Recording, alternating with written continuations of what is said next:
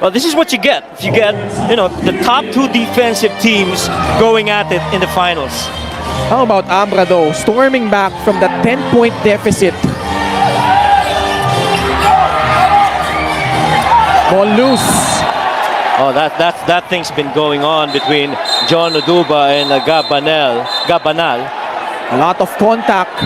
Ball will stay with the Weavers.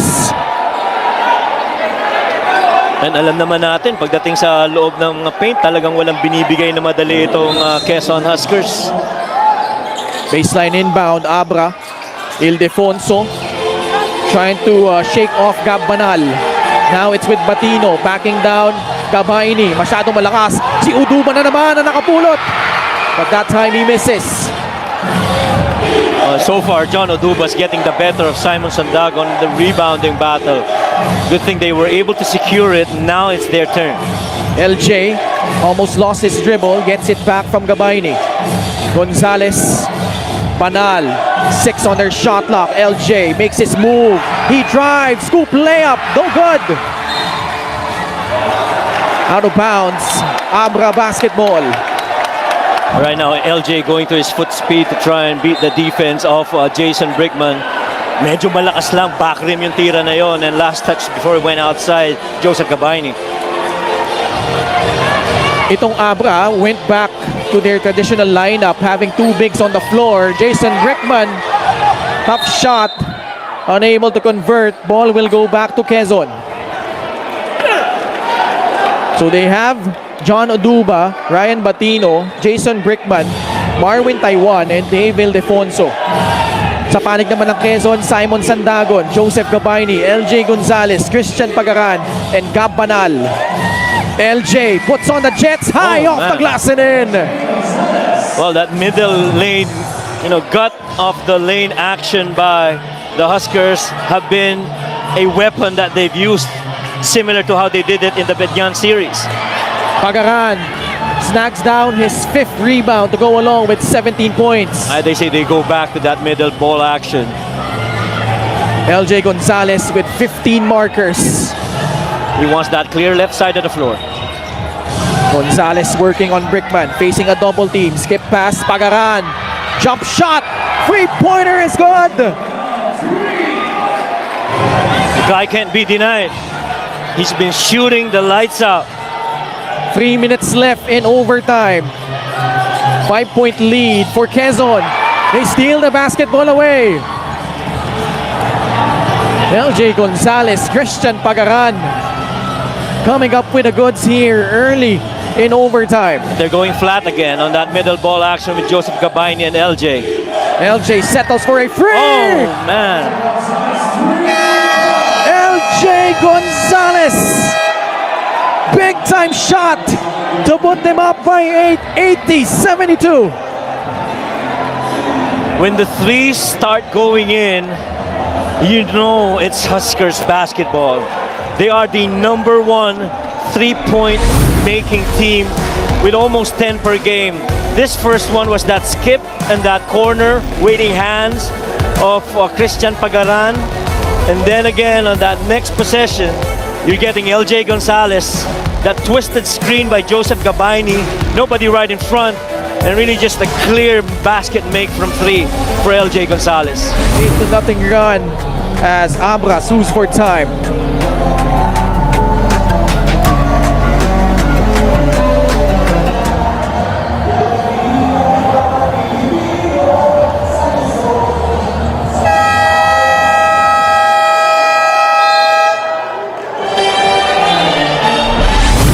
A big barometer in this series is gonna be the 3-point shooting of Quezon.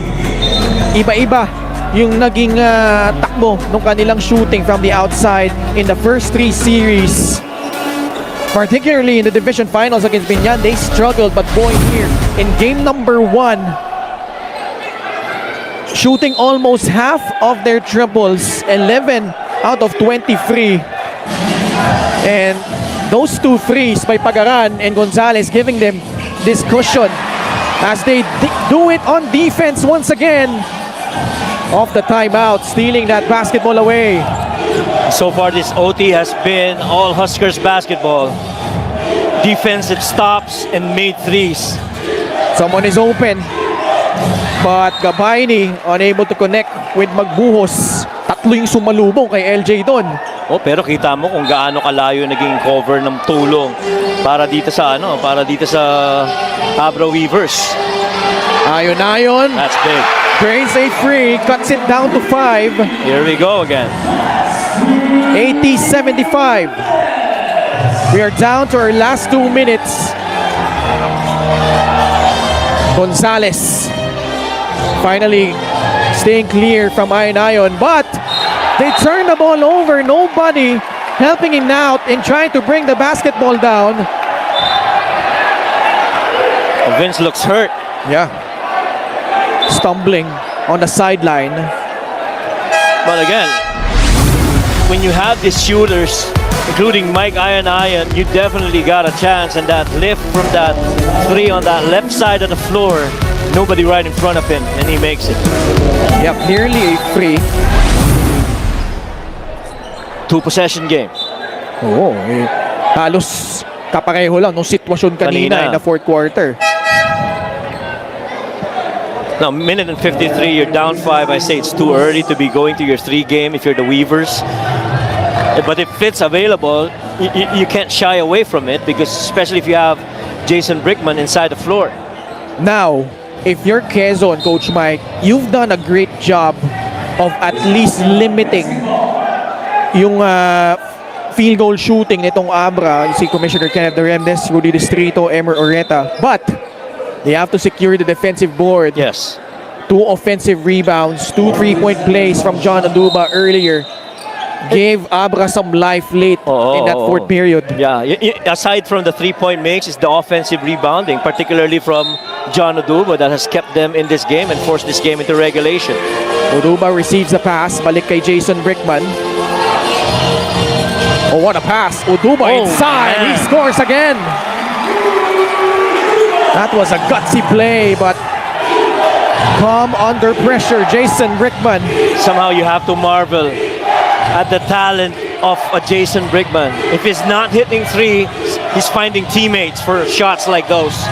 Gusto nyo lang puntahan si LJ. He receives the basketball against Marwin Taiwan.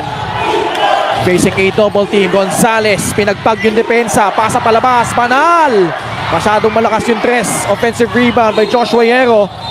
It's a foul against Aduba. Both teams, no. Actually, that's the good thing that they did in the fourth quarter. Not yet in penalty. Yes.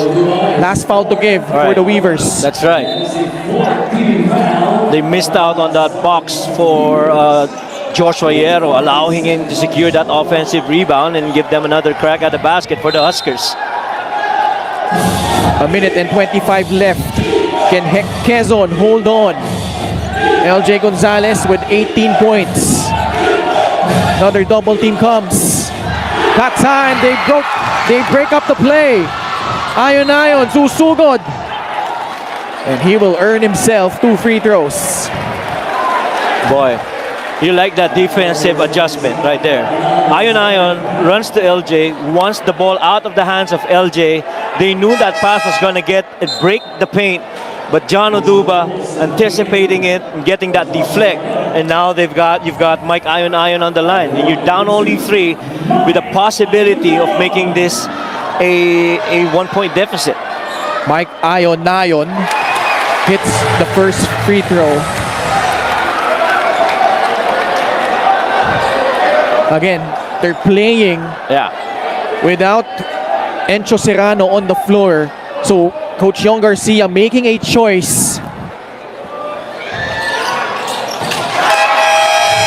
This game's not done yet.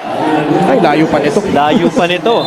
71 seconds left in overtime. 80-79. Quezon clinging on to this 1-point lead. It's been a game of runs in overtime. Quezon jumped out to an 8-0 start. Abra responding with 7 unanswered points of their own. And now they try to get a stop here. Another ball handler for the Huskers. With Abundo on the floor. Abundo against Jason Brickman. Banal receives it. He traveled. Yeah, he did. shuffled his feet. That back cut was late. Oo. And Gabanal was going to the elbow on a jump stop, waiting for that back cut. Was it Vince Maguos? He was pretty much late. Kasi hindi na maganda yung spacing that side of the floor. There were a couple of them in there. And again, Abra doing a solid job of not letting LJ Gonzalez catch the basketball. Did we not say that these two teams are the top defensive teams? Boy, fans are getting a really good treat. Big possession for Abra. 40 seconds left. Jason Brickman working on Simon Sandagon. Brickman drives, lays it up and in. How about Jason Brickman in crunch time? 15 points for number 15. All of the big plays have come from this guy right here. Dribble back, taking out Simon Sandagon, created that space, and able to finish going glass. Uduba did not even bother to go nearer because he knew that Jason wanted that layup. He understood the positional advantage downhill with Simon from the back. What a run by Abra. 9 straight points. And Quezon will have to burn their timeout. We'll listen in to Coach Eric Gonzalez. Tapos si Gab, isang dalawa. Backcourt mo hindi. Ay, maginig! O, coach yan na. Ay, maginig. LJ! Di ba tapos, ha? Lapit ka. Si LJ, ayun guys, tsaka si Gab dito. Decision maker, dapat nandito kayo. Okay, backcourt inbound tayo, ha? Ha, LJ! Dito ka, Gab! Winston! Okay, Gab, dito ka, LJ! Okay, Alvin! Dito ka! Okay, LJ, Alvin! Gab! Okay, now listen! Tamsi! Wala ka muna. Kaya na tayo. Okay ka pa? Dito ka pag. Padulo ka. Be available for each other, ha? Okay, 1, 2, 3! Kailangan nyo restore! Well, I like how Coach Nash mentioned about decision making.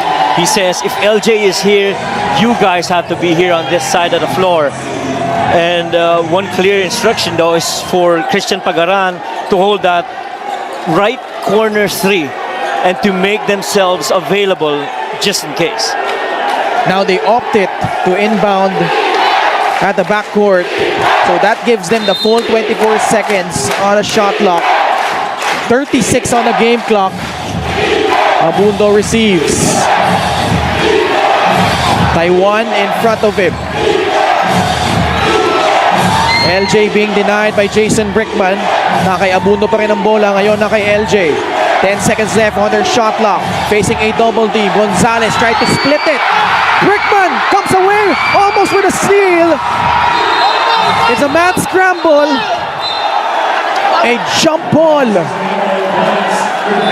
Quezon retains possession. Now what Abra is arguing is that there was no clear change of possession, that it should have been a shot clock violation. Wow. Let's see. And again, it's another possession that ends on a defensive stop. Well, they were expecting LG to get that ball that side of the floor, but how quickly was that double coming in?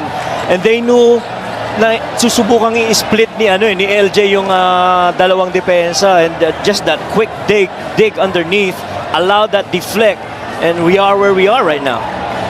And every time na double si LJ, they just have trouble executing it on Quezon.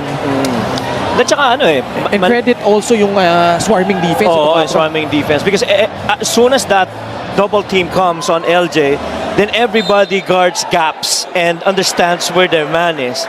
There's a guy who will cover two offensive players. The Quezon Huskers. And really just good adjustments from both these teams. So after the review, Quezon will retain possession with 13 seconds left on the game clock. Ayun naagaw na ni Brickman He had two hands on the basketball. That's so right.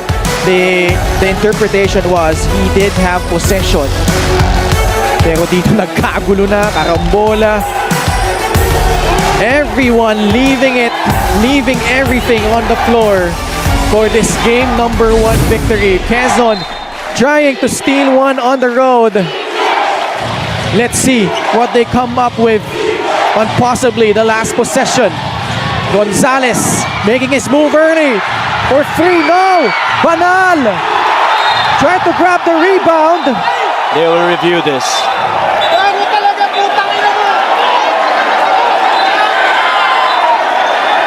Let's see. Initial call was Quezon basketball. Boy, they had a couple of looks after that miss by LJ. Good defense though by Marvin. See that 3 a little bit to the right. Hits the board. Gab goes for it. Yeah. Oh, it looked like off Gab. Off his arm. Yeah, At least on that angle. Yeah, at least on that angle. That's right. So the last 2 guys that they look at who touched it last would either be Mike Ayon or Gab Banal. Yeah. Nakita mo yung ginawa ni LJ, Coach Mike. He tried to go quick. Kasi alam niya may double team na parating eh. Pero may he had to pagod rush na rin. it. Yeah, he had to rush it. Tsaka may pagod na rin. I mean, the way and the intensity of the game and the way that the defense has been covering him, it takes a lot out of you. Didn't you think though that that was the best possible available shot for them at that juncture? Yes, indeed. And only because he made a 3 earlier. Oh. But again, lumalabas yung pagod eh. Dun sa situation eh. You can't blame LJ because pretty much that adrenaline allows you. This is the same look that I had earlier. Then I pasok ko yung 3-pointer. So why not take it? Actually had a good look. Indeed. Had his legs under him, Yeah. but just way off on A that little bit shot to the that right. time. Oo, konti sa pakanan yung tira niya eh. Now, in case Abra gets the basketball back, Quezon kailangan ng foul dito. They need a quick foul, that's right. Because even if they foul, and even if Abra makes both free throws, this is still a one-possession ball game. That is right. Pero tingnan muna natin no, yung magiging resulta nitong review na ito. Wala nang timeout pagkabilang kupunan. Both teams in penalty. And so to your point,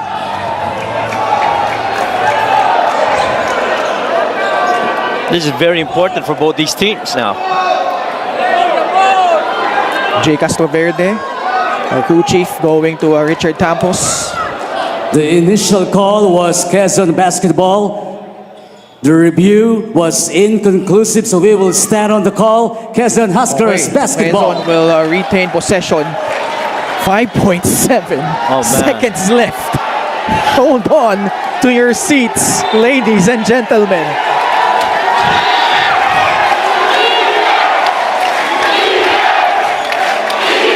Possibly the last possession here in game number 1.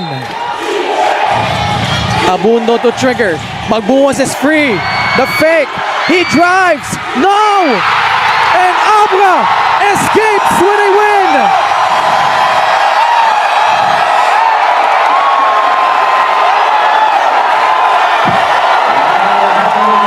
What a fight back by the Abra Solid North Weavers.